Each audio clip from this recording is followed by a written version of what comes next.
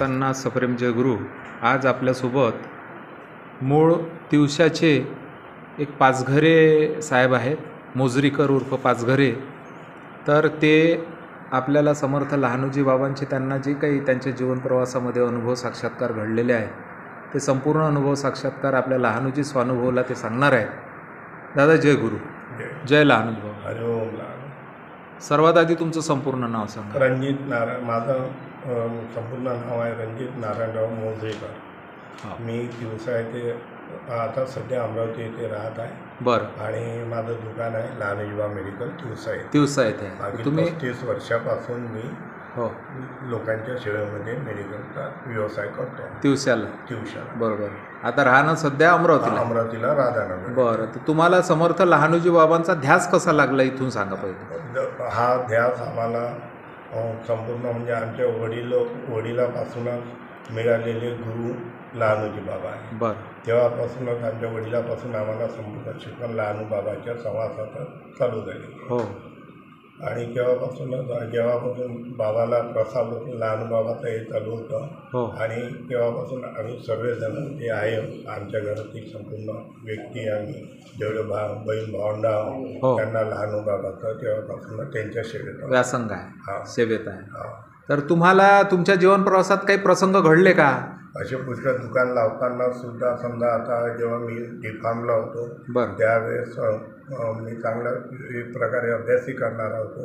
हो. पण बाबांना स्वप्नात येऊन सांगितलं होतं की ह्या एका विषयामध्ये नापास होणार. असं त्यावेळेस परीक्षा व्हायचीच होती, त्याच्यावर उत्तर सांगून दिलं होतं. हो. तर मी तसाच एका विषयात नापाससुद्धा झालो होतो. त्यानंतर मग तेव्हा मी नापास नाही झालो. आणि दुकान टाकायच्या वेळेस दिवसाला जेव्हा मला दुकान टाकायचं होतं मेडिकलचं त्यावेळेस लहानू बाबाच्या स्वप्नामध्ये आले.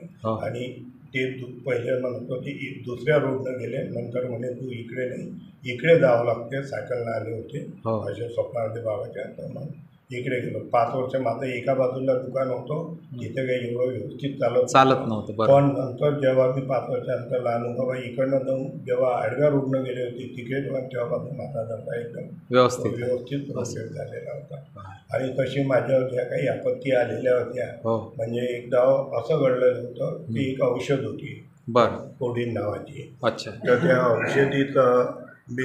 औषधीत ते शॅम्पल आपल्या अमरावतीच्या दुकानामधून आपल्या आयुक्त साहेबांना उचललेलं होतं. तर मग ते औषध विकताना त्याचे बिलं वगैरे मधून नव्हते. तर मग त्याचा संपूर्ण हिशोब त्या होलसेलरला मागत होते. तेवढ्यात मला होलसेलरचा फोन आला, तुमने बोले इतने बॉटल लिया है, ते बॉटल लिया है बोले, तो इसका हिसाब साहब को देना है बोले. मैंने बोला तू एक काम कर, लहानू बाबा की अपनी कृपा है, साहब ने जो बॉटल उठाई वो जो दूसरी बॉटल रख दे और बाकी सब कुछ मेरे पे भेज दे, लहानू बाबा सब कुछ बराबर कर दे. त्यानं ते मी सांगितलं, तो भीत होता, तो म्हणजे असं होत नसते. म्हटलं फक्त मी सांगतो तेवढं तू कर. त्यानं तसं केलं.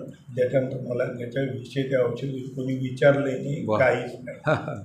त्याच्यानंतर मला अजून असा प्रसंग आला होता. मी म्हणजे दुकानाची जागा बदलली होती. लहानजी बाबांनी तिथे समोर दुकान घेतलं होतं. तर तिथे माझ्या बाजूला डॉक्टर साहेब होते. तर त्यांची स्वतःची दुकान टाकून मला माझी दुकान बंद करण्याच्या मार्गावर होते ते. तर त्यावेळेसही मी 5 वेळा लहानू बाबाच्या इथे येणे जाणे केले, 5 सोमवार केले. त्याच्यानंतर मला जा म्हणे तू काही काळजी करू नको. त्यावेळेस मला अंबादास महाराजच्या दर्शनाला गेलो होतो मी. अच्छा. कानोलीला नव्हतं गेलो, तिवशालाच आले होते. बरोबर. तर त्यावेळेस मी त्यांच्या पाया पडलो. तर मला तर काही ऐकू आलं नव्हतं, पण जा म्हणे समोर पहा म्हणे काय होते. तर तिथून मला ऑटोमॅटिक माझे दुकान बंद अवस्थेत पडणार.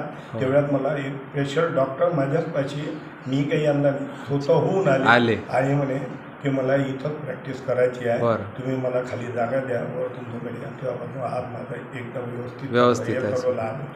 बरोबर. असे अनुभव आहे. हो. तुम्ही बघा, आता यावर्षीचा जो समर्थ लहानोजी बाबांचा 141वा जन्मोत्सव आहे, याकरता तुमच्या हातानं तुमच्या हस्ते सपत्नीक तीर्थस्थापना आहे. आणि तुम्ही अलीकडेच बघा संस्थांचा जो एक सेवा संकल्पपूर्ती प्रकल्प आहे लहानू प्रसादालय, लहानू त्याकरता सुद्धा भरघोस एक अशी मदत कार्य तुम्ही केलेलं आहे. तर हा संकल्प कसा काय तुमच्या मनात आला बा हे सांगा. हे कसं होतं, आपले जर दिवाळीला पैसे जमा होत होते, आपण जे लक्ष्मीपूजन करतो त्यामध्ये असे पैसे आपण जमा करत होतो.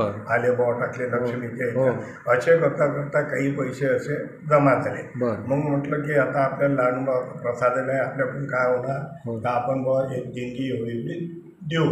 तर त्या कारणास्तव मग ते पैसे होते, तर मग काय करायचं, तर मग आता संकल्प लहान प्रसादालय होत आहे, त्यांना आपल्याकडनं जे येतो ते मदत होईल. तर ते पैसे जे जमा झालेले होते महालक्ष्मीपूजा पुष्कळ वर्षाचे होते, ते पैशामध्ये झालेल्या पैशात अजून एक्स्ट्रा पैसे ॲड करून चला म्हटलं लहान प्रसादालय आपल्याकडून होईल वगैरे करून टाकू, असा आपला संकल्प. बाबाजीने तो पूर्ण करून घेतला. तो बाबाजीने बरोबर आहे. आणि फार अत्याधुनिक सुख सोयीचं असं एक प्रसादालयाची अत्यंत आवश्यकता होती आणि त्या पद्धतीचंच होत आहे. अलीकडे तुम्ही उत्सवात बघत असाल, रक्षाबंधनचा उत्सव, पुण्यतिथीचा किंवा जन्मोत्सवाचा, तर त्यावेळेस काय होते, अक्षरशः दूरदूरचे जे लोक येतात की नाही, ते एका 10 बाय 10च्या रूम आहे त्या काळातल्या, त्या काळात बरोबर होत्या समजा त्या, तर त्या रूमा अपुऱ्या पडतात. एका त्या 10 बाय 10च्या रूममध्ये अक्षरशः 10-10 लोक कोंबून ठेवावे लागतात, असं म्हणाल काही हरकत नाही, इलाजच नाही.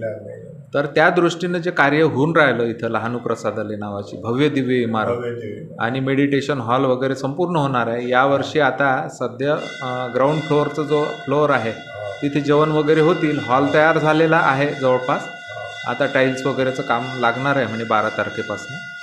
तर तुम्ही जे काही तुमच्या जीवन प्रवासात घडलेले अनुभव आणि प्रसादालयाकरता विशेषतः तुम्ही जे काही भरघोस देणगी दिली याबद्दल मी तुमचे लहानूजी स्वानुभव या चॅनलच्या माध्यमातून आभार व्यक्त करतो. जय गुरु, जय लहानूजी बाबा, समर्थ लहानूजी महाराज. तुमच्या दुकानातील जी समर्थ लहानूजी बाबांची मूर्ती आहे तो प्रसंग सांगा. लहानूजी बाबाची मूर्ती तिवशामध्ये टाकळखेडच्या एका भक्ताने विकासाठी आणलेली होती. बरं. ते विकत असताना तिवशामध्ये त्यांना जो तो म्हणत होता का तुझी मूर्ती घेईल तर फक्त तू लहानूजी मेडिकलमध्ये जा, तोच तुझी मूर्ती घेईल. तर मग माझ्या दुकानात आली, मी त्याला म्हटले तेवढेच, म्हटलं कितीचे आहे, म्हटले तेवढे पैसे दिले, मूर्ती घेतली. त्या मूर्तीची स्थापना मला दुकानामध्ये करायची होती, पण त्या मूर्तीची स्थापना करण्यासाठी मला जे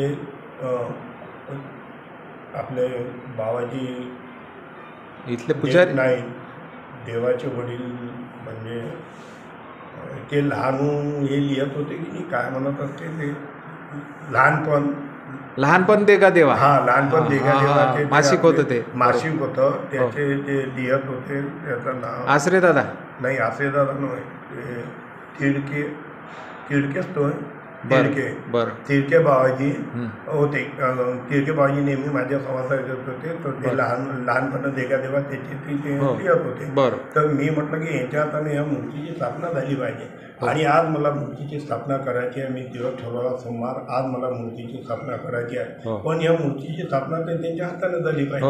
मग आपल्या देवाचे फोन नंबर नाही, येईल कसे ते. मग मी काढलं, चला आता मूर्तीला बसू. दुकानातल्या पोराला म्हटलं हारान प्रसादन सर्व आणलं आणि मूर्ती बसवायची. आता त्याची स्थापना करणार तेवढ्यात ते आले, तिडके बाबाजी आले आणि जी माझी इच्छा होती त्यांच्याच हातात माझ्या दुकानामध्ये मूर्तीची स्थापना झाली आणि ते अखंड चालू आहे. मला जे कळलं होतं तुमच्या मूर्तीच्या बाबतीतच कळलं होतं सगळ्यात पहिल्यांदा की त्यांच्या इथे जी मूर्ती बसली त्याचं एक वैशिष्ट्य आहे, आकर्षण आहे. आणि एक साक्षात्कार घडला आहे बा त्यांना, साक्षात्कार घडला. तर दादा आज जे काही अनुभव सांगितले याकरता मी तुमचा आभारी आहो. जय गुरु, जय लहानूजी, समर्थ लहानूजी महाराज की जय.